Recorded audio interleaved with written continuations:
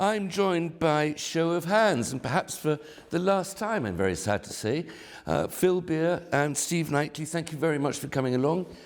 Why are you stopping? Old days. We have been on the road Knackered. for 30 years. We've done 6 or 7 Royal Albert Halls. We've made hundreds of albums. And sort of post-COVID, we just need to recharge the batteries. And Phil's got a lot of projects to do, which I have a lot of studio projects he'll to talk do. about. I've got a solo career I'm launching and a new album. And I've also got a summer festival band. We'll talk about the future, which is much more interesting than the past. But since COVID, you mentioned that. Do people just not want to put their bums on seats anymore? No, I think the whole thing, it's this last winter when, I won't say anything about being back to normal, but there was a marked improvement on the last winter tour, which is large concerts, big show, and lots and lots and lots of people were coming, which they haven't done for the last 3 years. And then, I mean, this is slightly different. This first leg of this monster tour is servicing all the little arts centres, some folk clubs, some village halls, a lot of the grassroots gigs. Back to our roots. Back to our roots, really, yeah. Yeah. And, I mean, some of them sold out in 2 days. So there's a definite movement back, certainly. Whether it's ever going to be quite the same again, jury's out. When I was being particularly pessimistic, I said it would be 5 years, and it probably will be next year. But we built up a particular business model that's quite famous, really, for self-sufficiency. Well, it's completely original, yeah. Yeah, well, we brought our own PA, our own crew, our own lights. But with costs doing what they are, going where they are, and with crew costs and with transport, and CD sales aren't quite what they were. But we don't want to. This is not a bad luck story. We've got lots of other things we want to do, and we've obviously got a tremendous celebration at the end of this tour at Exeter Cathedral. Well, you say CD sales. You are a pair of old-fashioned fellows, aren't you? CDs, really. But as you say, you played the Albert Hall. What? How many times? 7 times? 6 or 7 times, is it? I remember now. I think it's 6. Might even be 7. But the Albert Hall is a fine and splendid venue, but there's nothing better than hearing music in the back room of a pub. Well, it's sort of where we began in a way, Yeah, in a sense. Way back when Steve was living in Dorset, you see, a group of local musicians got together something that was kind of a bit more progressive than even the idea of an open mic. They called it the Fringe Club, but loads of people used to roll up. I can't remember, was it Tuesday night? Wednesday night. Wednesday night used to roll up at what was the old Bull Hotel, and it actually holds 100 people, you see. You used to get really big crowds there and got quite a thing going. And so we used to go there a lot, and we knew all the people involved. And eventually, the very first album that we made was a live album recorded at that particular sort of thing. But I shudder or hesitate to use the term open mic. There was more to it than just being an open mic. It was an actual community, and there were quite a few bands and musicians turning up who were all out there gigging anyway. But they came for the fun and the camaraderie. There's something about, because we did so much work in bars, if you play original songs in a free admission bar and it engages the crowd, when you get to a concert or a festival environment, you're pretty gig fit. So we wouldn't have particularly chosen to have played in the middle of Gosport or Union Street. But if we survive that, we can certainly survive, a folk club somewhere. Well, at least if people are buying tickets, they're volunteers. Yeah.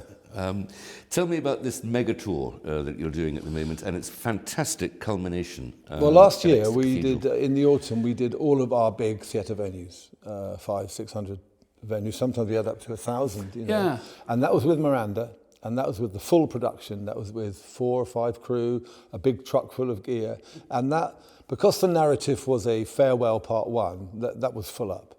And for this 50 or 60 dates, we would go in folk clubs, village halls, we were at a church last night. So we're taking the music back to basics. But in April and May, it's sort of expanding, isn't it? Yeah, we kind of moved back for the second leg of this tour into medium-sized venues, certainly, and 1 or 2 of the big ones. And then we have a fantastic West Country run. We'll be doing an afternoon and an evening at the Minack Theatre, which is one of our favourites. and a wonderful place to play.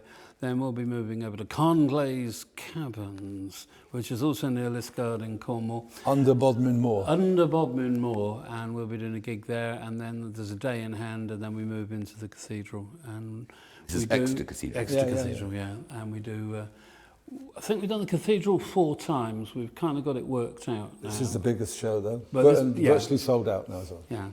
Yeah, it's going very well. Well, if you can sell out a cathedral, I guess that's a good sign, isn't it? It's not really? bad. Not bad.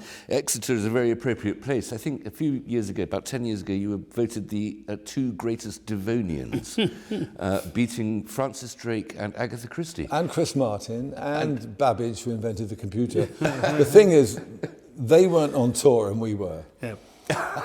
We had a high And so profile. we announced every night there was this online vote. And much to the bewilderment of Devon County Council, we won, because they'd never heard of us. Devon's very important in the West Countries, but I don't want to make you seem parochial. You're very cosmopolitan in your music and in your influences and in what you if address. you think about it, an English audience loves vernacular music. We like reggae, we like Cajun, we like bluegrass. We like music that's located somewhere else. But we're just applying... in the Latin American, the Chilean influence. Yeah, well, as well. but we're just doing the same thing in reverse. And the more local we make our music, the more it seems to be generally appreciated. But it doesn't have to be local to the place you happen to be playing. Exactly. I mean, our biggest song is Cousin Jack, which is about the Cornish diaspora. And that strikes a chord wherever we go. You're also both quite political in your music. We're not party political, but I think our general humanity and our values are quite clear. But we've never allied to a political party of such, because you just lose the ability to talk to the other side. So we've always steered clear of direct involvement, but I think you'll know where we're coming from by who we've worked with and what the songs are about, really. I noticed that one of your great songs, Arrogance, Ignorance and Greed. Oh, that's an exception. Well, it might be fairly explicit, but Yeah, well, that's like shooting ducks in a bucket, isn't I it, when noticed it that comes was to bankers. that was a 2009 song before the election of the present government. Mm-hmm. Yeah, well, that was that was really about the crash and when we became aware of this alternative economic universe where people could lose money and still get paid. Bonuses, yes. Well, I make no comment on that, but it's a wonderful song. Doesn't matter really. But music is folk music, especially. It's narrative. It's Well, persuasive. what you have to think of is how the folk revival started, and it's very specific. It was there were a lot of school teachers involved. A lot of them were probably Labour voters, you know, and there was a lot of that came into it. In fact, one of the greatest early songwriters, Leon Russellson, of the folk revival, because of course it didn't embrace that many singer-songwriters, but Leon was definitely one of them, was the last card-carrying communist that I ever knew. Possibly still is, who knows, I don't know. But, you know, so there always was going to be that. And conceptually, it was, this is our music, we can all do this. Yeah, but it comes from the field and the farm and the factory. And it's always the story of working people normally facing changes in their circumstance, which could be emigration, it could be warfare, whatever it could be. So I think if you always tap into that, then there's a everlasting source of material and ideas, really. Talking of working people changing their circumstances, what plans for the future?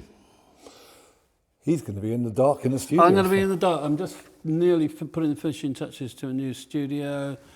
Ironically, it's in a redundant agricultural college near me that I used to do gigs at when I was 16. It's quite funny, really. It's only 20 minutes away.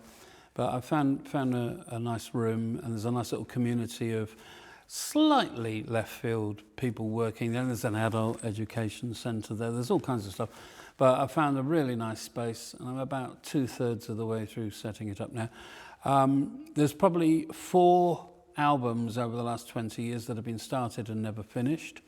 I'm going to blow your trumpet, though, because Phil has always supported and sponsored the younger generation of musicians, starting with Jackie Oates, really. Jackie, and they'll continue asking him to record and to session on their stuff. So I've got no doubt you're going to be doing those. There will be some of that in the future, but the object is to spend 4 months leisurely over the summer, finishing off all this stuff, and then there's a whole pile of legacy stuff. Some of it goes back 35, 40 years. So there's a bit of recording, rebuilding and restoration to do. I'd say about half of it is done, and it will take me between 3 and 4 months of steady work to finish all the rest. And then there will be the equivalent of a 6 or 7 disc box set, I should think. So, So that's before the end of the summer. You're going to get all that done. I would say that we'll be getting to it by the end of August into September. Yeah.